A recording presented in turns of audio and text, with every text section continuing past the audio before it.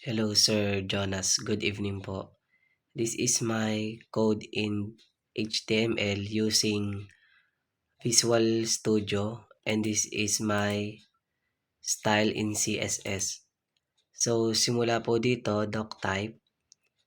Gumamit po ako dito ng mga comment para po hindi malito kung nasan po nakalagay yung mga element po na yon. Naglagay po ako dito bali ang title po ng webpage ko is The Letitia's Coffee or parang cafe po. Then meron po tayong makikita dito na home, about, menu, then review. So ito po siya. Yan po, home, about, menu, then review. Ito po yung pinakang front page ko po. Tapos po, sa baba naman po ay meron po siyang phone number, then ginamitan ko po ng icon na phone number po. Then, navigation button. Then, pagbaba po dito, gumamit po ako ng slider or swiper. Ito po siya. Para po mapakita po ito. Pag kinlik po ito, mapupunta po sa next page. Sa left or right side po siya. Yan. Then, dito naman po, pagkatapos po niyan, naglagay rin po ako ng quote dyan na making our customers satisfied. Dun po sa pangalawang slide, freshly baked. Dun po sa pangatlo ay enjoy the finest coffee drink. Ito po yung ginamit ko para maggamit po yung pag-swipe niya ay div class swiper button next, then div class swiper button preview. Ayan po. Tapos naman po sa about, naglagay po ako dyan ng images. Ito po siya. Ayan po. Image, then yung pangalan po nung webpage ko po, at saka po yung parang catchline po niya. Tapos po, gumamit po ako dito ng,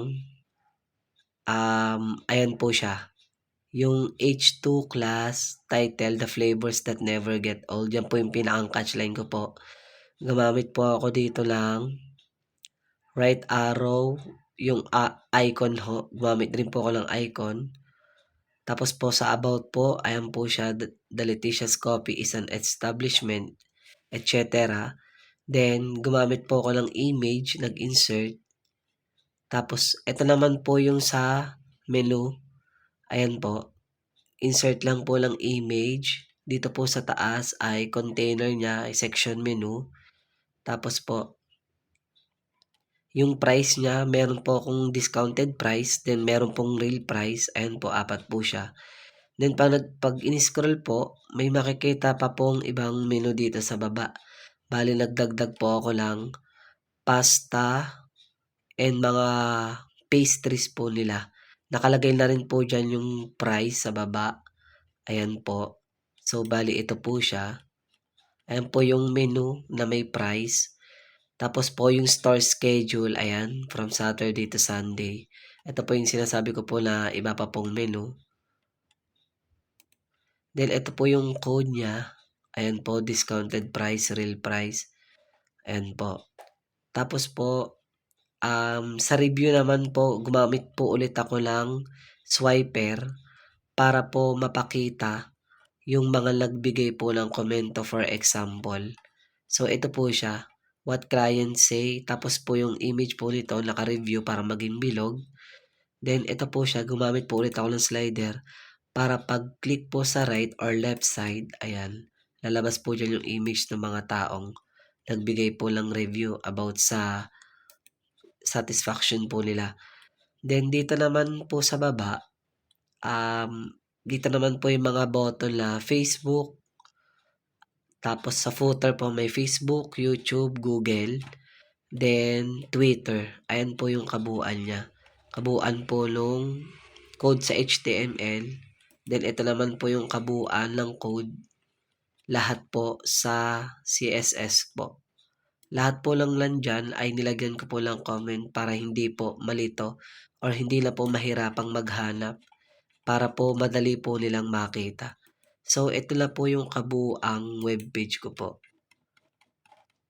Ayan po. The Letitia's Coffee, Home, About. Pag kilik po yung About, pupunta po dyan.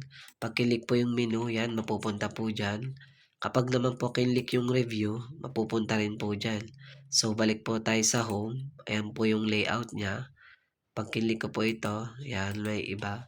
Then scroll, eto na po yung sa about, 'yan. Tas ito po yung menu na may price tapos, yung store schedule, ayan pa po yung ibang ibang ano po product po. Ayan po yung ibang ano sir, nag-comment po, ayan po. Sa baba po dito po 'yan, 'yan yung subscribe, 'yan puwede po tayong mag-type diyan, 'yan po for example.